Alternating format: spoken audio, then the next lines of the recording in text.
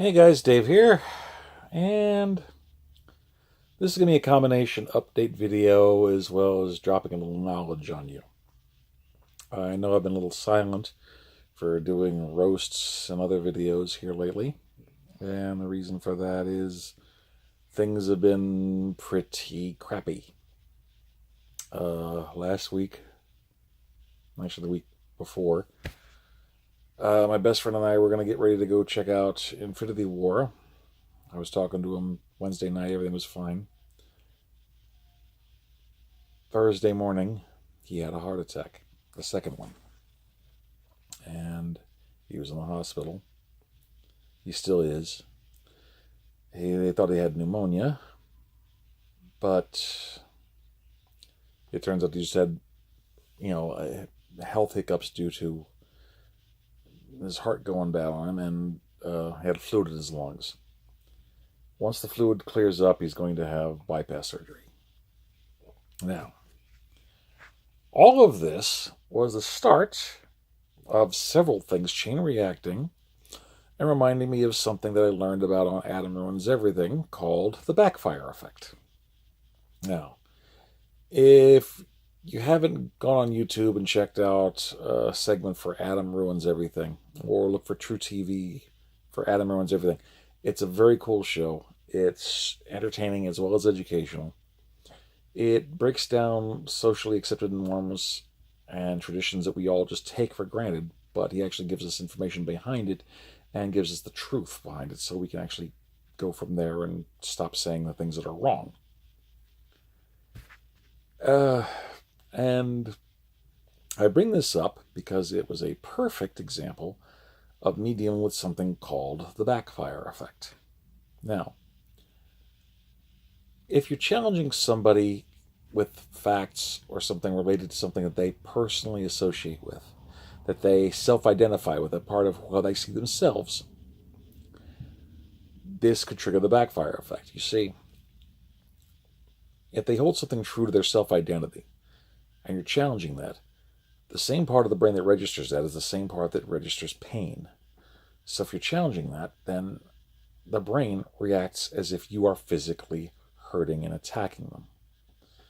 That's why people freak out when you start to do that, and they pull back and they start to actually fight harder and harder for their own self-identified values because they're trying to cling to it. Well, I got a hard reminder of that's what I went through this week. See, I personally I grew up with superheroes and stuff like that, so for me, they're a big moral compass for me. They taught me that if the chips are really down, when it's really important, you can count on me to do everything I can to help.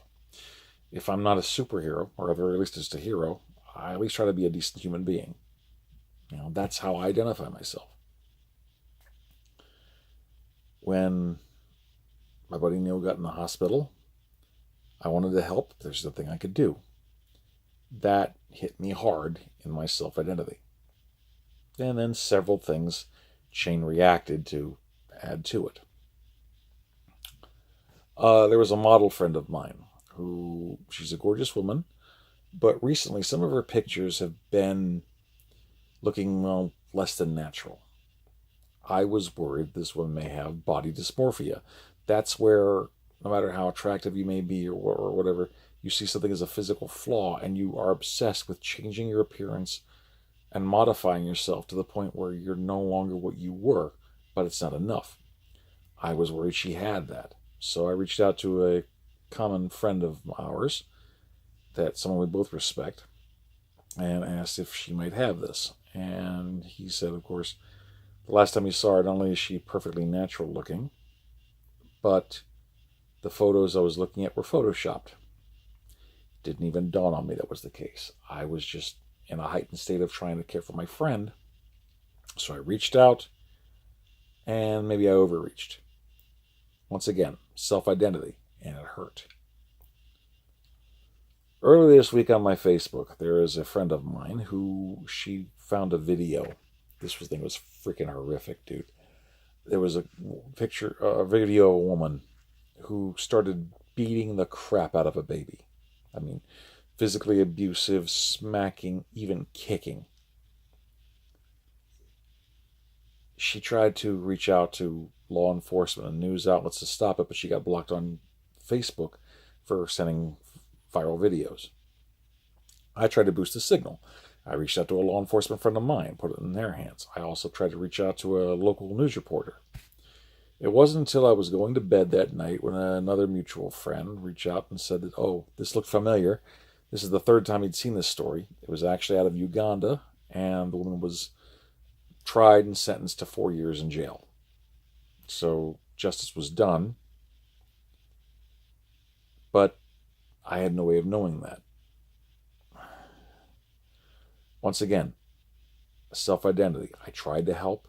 I wanted to reach out to help, but it felt like I was overdoing it. But I had no way of knowing that. Still, it affected my self-identity.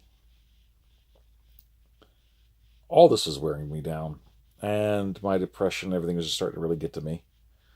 Saturday, free comic book day. I want to go out to Orlando, as I was originally planning to go with Neil. We're going to hit the comic book shops, go and cosplay and whatnot. He can't make it, so I was going to go out myself, try to get some cosplayers, give him a get well soon video. And that was what I was focusing on. Even if I didn't want to leave the house, even if I felt like crap, I had to do it for a friend. So it starts to rain, which is bad enough. But my car's been acting intermittently bad. And the longer I was driving, the more it was wanting to cut out when I was at a stoplight or a stop sign. So I'm freaking out. I don't want to risk causing an accident in Orlando traffic, especially for something I'm not feeling.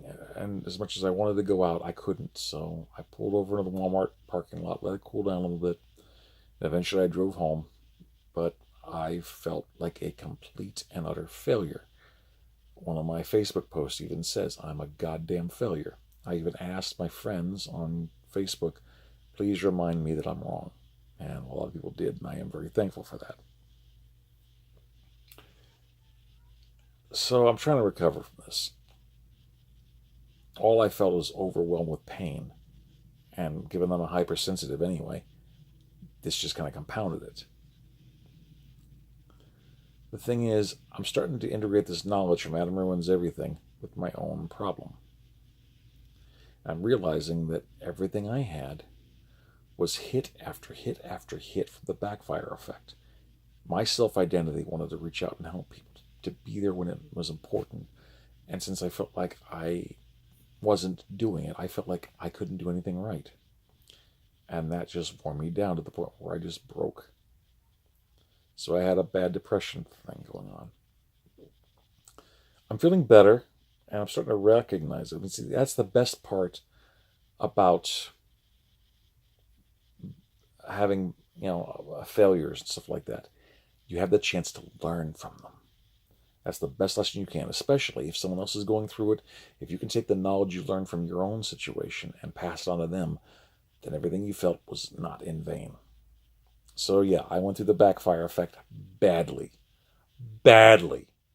and it re-triggered my depression. But I'm healing, I'm recovering. I am very thankful to my friends who stuck with me and reminded me that I'm not the horrible person and absolute abject failure that I thought I was. But it felt real, man. It was real. But like I said, I'm feeling better now. And I'm going to be able to get through this. I know I will. It's taking a matter of time. And it's just a matter of time to learn, to heal from the pain, and to process this new information and integrate it into my self-identity. Also, a friend of mine that I also care about, she reached out to me as I was at work today and just lost her job in a bad situation, has her own kids, and asked me if she can borrow some money. And my finances aren't great, but I literally spent everything except $2 in my wallet to Western Union of the money. It's a financial inconvenience for me, but it's everything to her. That I did the right thing, and it makes me feel good. So I like to think that I'm not a terrible human being. Anyway, that's my update today. Take care, guys. Peace.